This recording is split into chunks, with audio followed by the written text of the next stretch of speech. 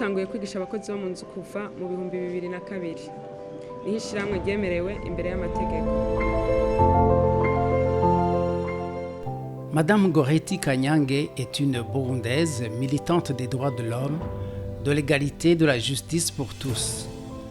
C'est en 2000, après un constat amer des conditions difficiles que vivent les travailleurs domestiques, qu'elle a créé l'association Twese Twotera Imbere, Convergence pour l'autodéveloppement des domestiques.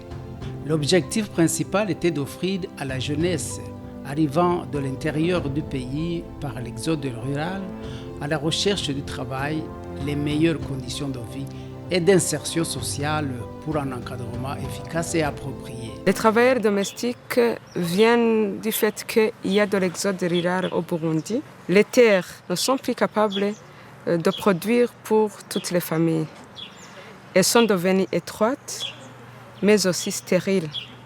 Alors, à un moment donné, le jeune qui grandit à la campagne ne veut plus y rester parce qu'il ne trouve pas son développement à lui.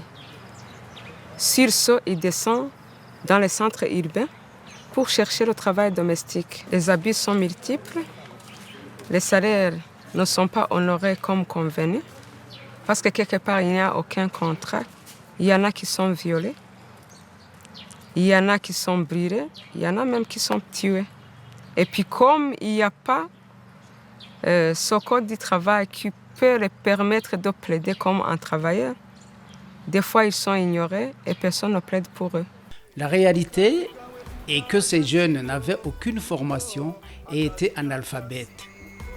Il fallait donc commencer par leur apprendre à lire et à écrire, ainsi que l'apprentissage du métier de domestique. La formation professionnelle portait sur l'alphabétisation, l'art culinaire, l'apprentissage des langues et d'autres travaux ménagers.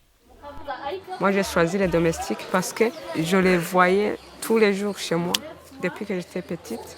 Et je voyais en eux un manque de développement qui devrait trouver une solution quelque part. Il n'y a aucun développement qui pourrait se faire en Afrique sans alphabétisation et sans professionnalisation. Une fois alphabétisés, ils peuvent compter. Ils peuvent aussi faire une liste selon les besoins des employeurs.